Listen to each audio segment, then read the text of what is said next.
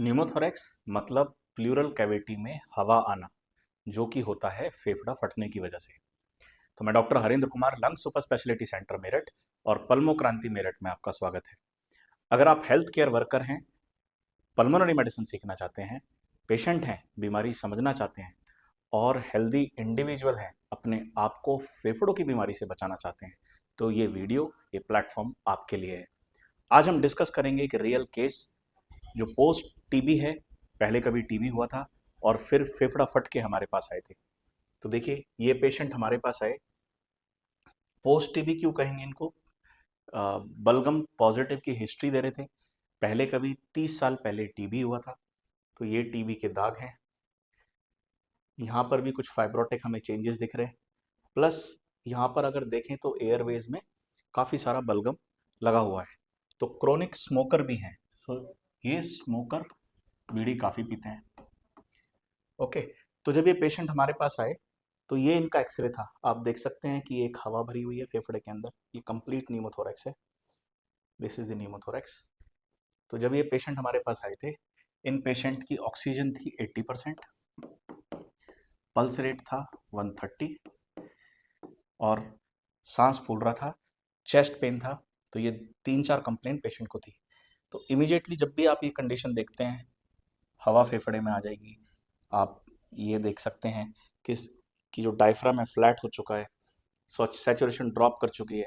तो आप massive pneumothorax suspect करेंगे। इमीडिएटली पेशेंट को हमने आईसीडी डाली। तो ये आपकी नली है। तो पेशेंट को ये नली डाली गई।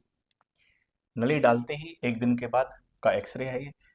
पेशेंट को जो लंग कोलैप्स हुआ था वो एक्सपैंड हो गया। डायफ्राम अपना नॉर्मल हो गया, नॉर्मल शेप में। यहाँ पे डायफ्राम फ्लैट था। ओके। तो आईसीयू डालने के बाद फिर हमने पेशेंट को 3 दिन तक ऑब्जर्व किया और ऑब्जर्व करने के बाद ये आईसीडी निकालने का बाद का एक्सरे है। तो आप देख सकते हैं कि किस तरीके से एक बहुत सीरियस कंडीशन हुई, नली डाली और पेशेंट रिकवर कर गए विद इन 4 to 5 डेज। तो इम्पॉर्टेंट लेसन क्या है कि कभी भी फेफड़ा फटता है, फेफड़ा कमज़ोर है, तो आपको उसमें आईसीडी डलवानी ही पड़ेगी। विदाउट आईसीडी पेशेंट रिकवर नहीं करते हैं। और जब भी इस तरह की सीरियस सिचुएशन हो तो अर्जेंट इंडिकेशन इज आईसीडी। तो हम 2-3 चीज़ें देख लेते हैं कि आईसीडी कब डालनी है। तो पहला लर्निंग पॉइंट क्या है कि अगर सेकेंडरी न्यूमोथोरैक्स है, सेकेंडरी स्पॉन्टेनियस न्यूमोथोरैक्स है, secondary spontaneous pneumothorax with vitals unstable. Okay. तो वाइटल्स अनस्टेबल हो, जैसे हमने देखा ऑक्सीजन कम थी, अनस्टेबल, पल्स रेट बढ़ा हुआ था, पेशेंट का सांस फूल रहा था, तो आपको क्या करना है? आपको इमीडिएटली आईसीडी डालनी है। So ICD is an indication. Pleural air tapping नहीं करनी। एयर टैपिंग सेकेंडरी में नहीं होता, नहीं तो आपको बार बार पंक्चर करना पड़ेगा, उससे रिजॉल्व नहीं होता है। दूसरा आपको क्या देना पड़ता है? आपको ऑक्सीजन सप्लीमेंटेशन देना पड़ता है। ऑक्सीजन ऑक्सीजन सप्लीमेंटेशन भी इसका एक ट्रीटमेंट का पार्ट है। अब जो नेक्स्ट सबसे इंपॉर्टेंट सवाल आता है कि आपको नली निकालनी कब है। तो आईसीडी आपको कब रिमूव करनी है?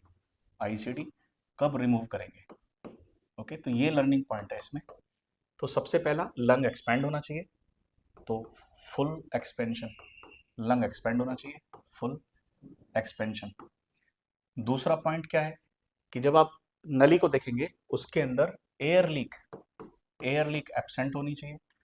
अगर हवा आनी बंद हो गई है मतलब उसके अंदर अब जो लंग है हमारा एक्सपेंड हो चुका है, एयर लीक एब्सेंट हो चुकी है। तो एयर लीक यूजुअली 2 से 3 दिन में एब्सेंट हो जाती है।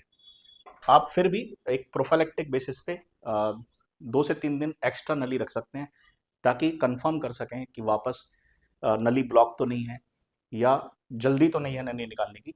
तो एयर लीक एब्सेंट होना बहुत ज़रूरी है। और जब आप कंफर्म कर लें, एक्सरे कर लें कि लंग एक्सपैंड हो चुका है, then you can remove ICD.